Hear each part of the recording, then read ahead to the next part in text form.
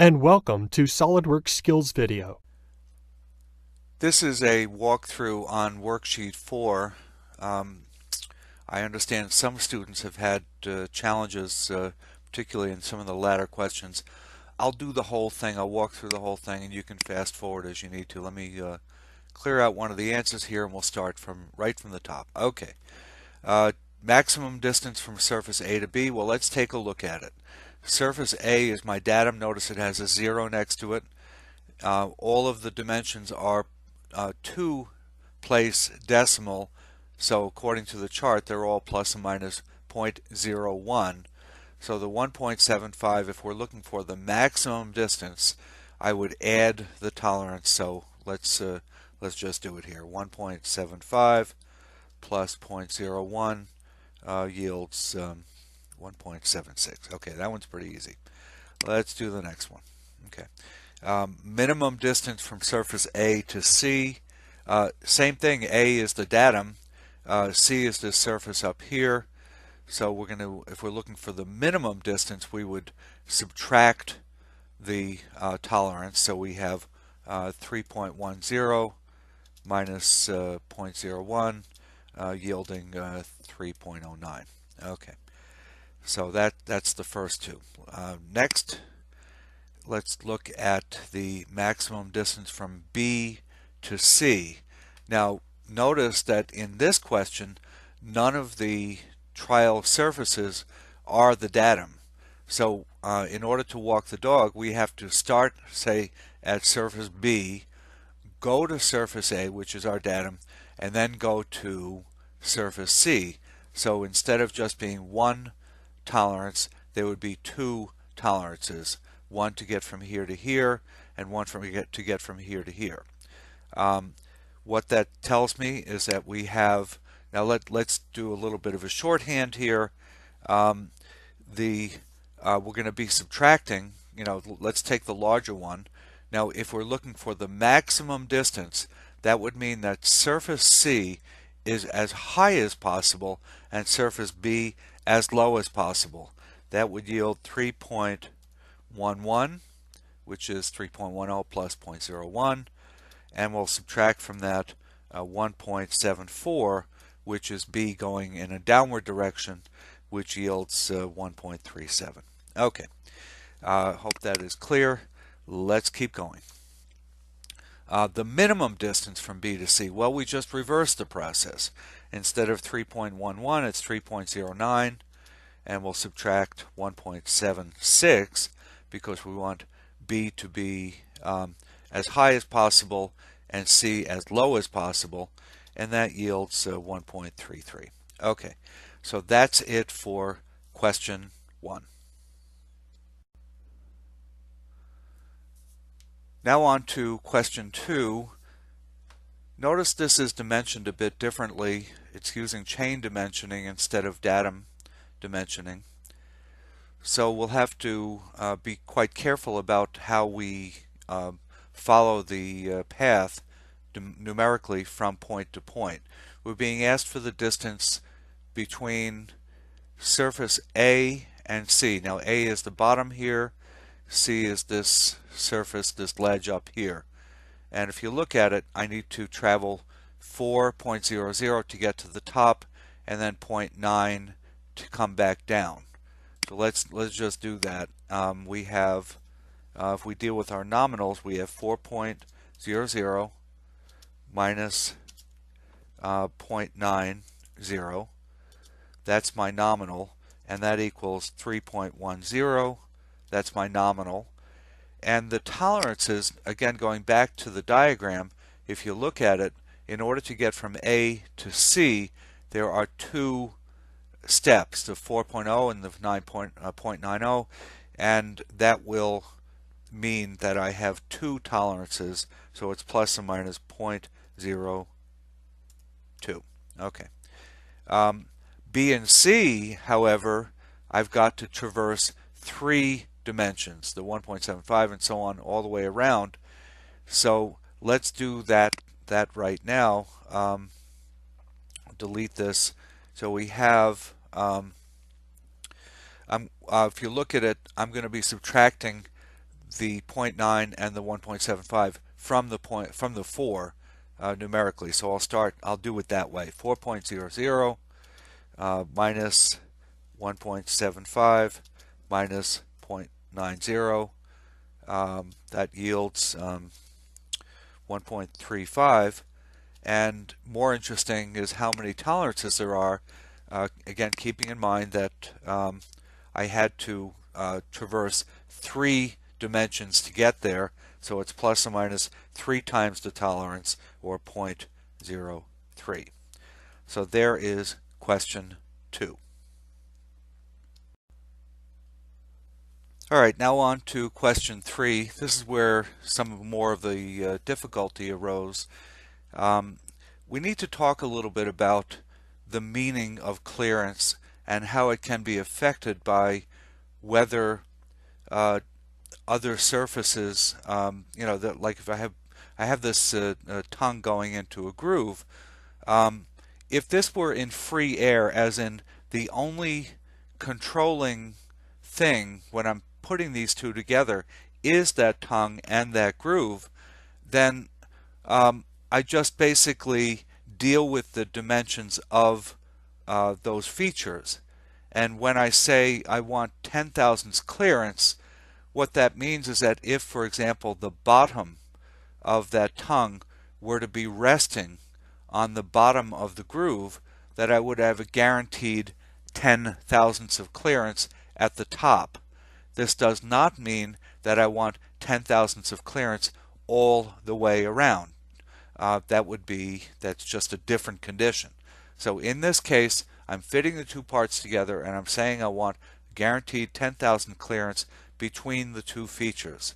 So working from that aspect, I'm going to work now on D1, then I'll do D2 in just a moment. So D1 is the width of the the groove that the tongue fits into.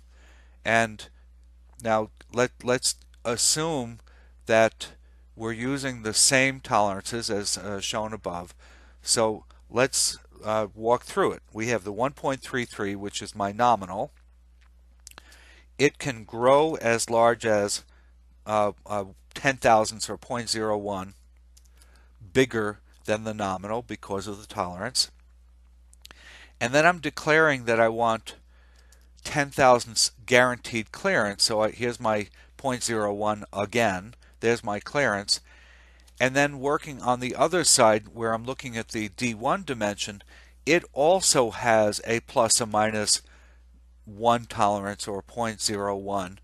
So I will add that in 0.01 one more time, which yields 1.36 as the nominal dimension for D1 to give me 10 thousandths of clearance between that tongue and that groove.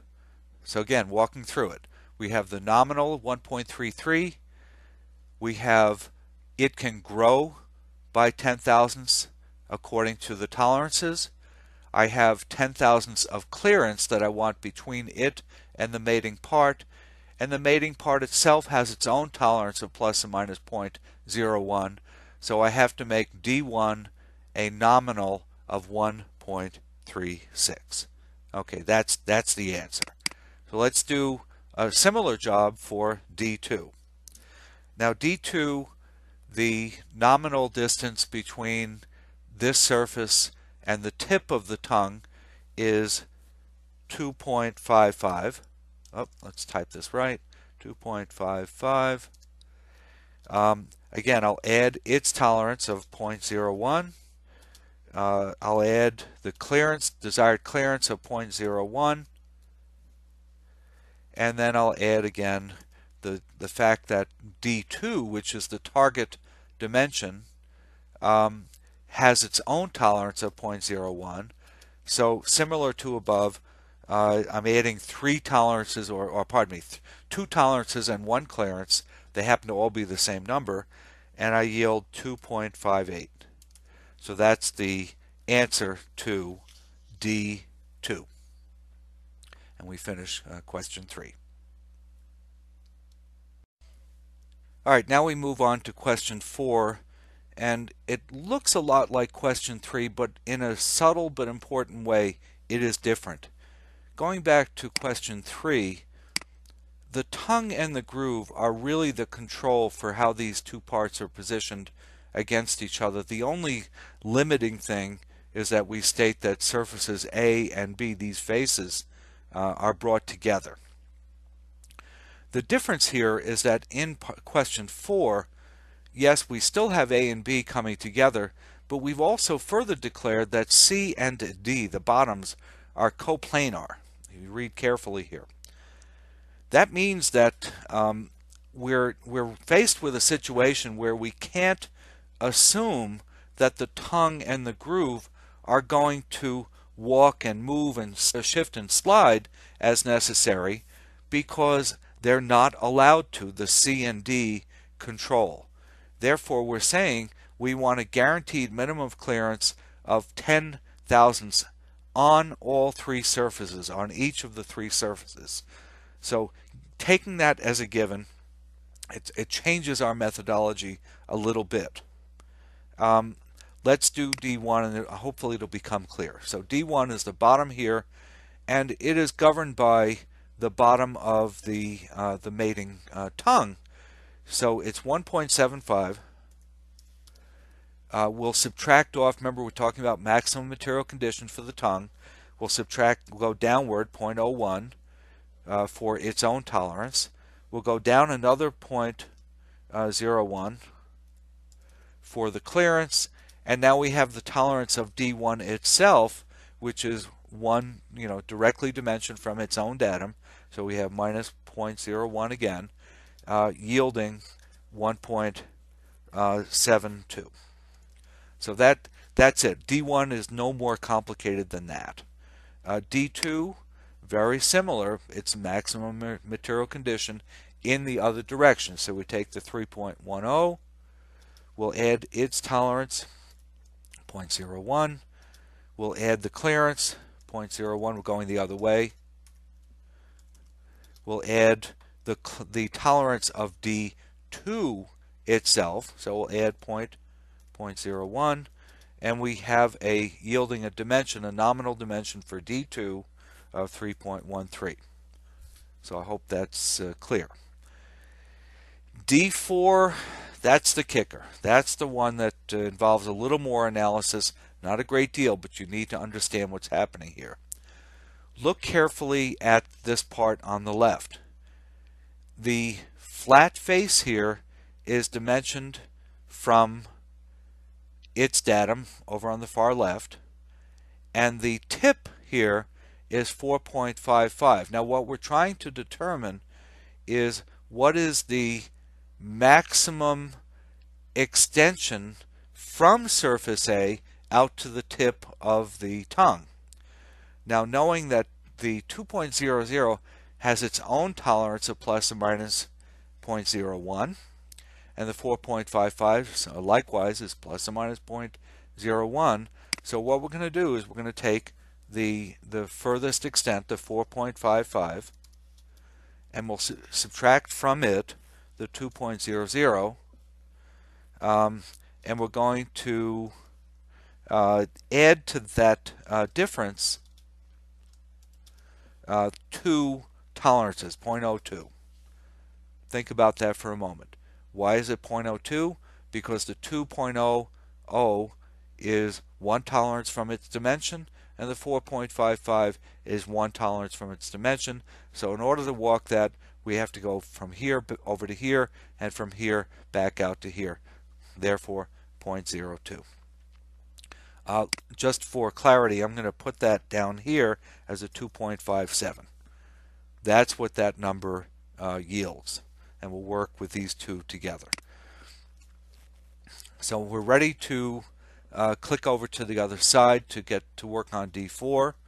We're going to add 0.01 for my clearance and another 0.01 for the tolerance of D4 itself, and that yields some number. Well, let's do it down below for greater clarity. Same thing, plus 0.01, and there's my clearance, plus 0.01 tolerance of D4.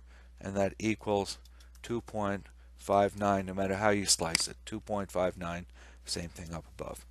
Okay, so that says that if I put a nominal dimension of D for D4 of 2.59, I am guaranteed to have at least this thin white line, or the 0.01 of clearance, no matter what happens over here on the left side. I hope this is clear. If you have further questions, please email me directly, Neil, or you can speak with your TA. And I hope this video has been helpful to you. Thank you. Thank you for watching. This presentation is part of a series by Neil Rosenberg. Additional videos may be found on my channel at youtube.com.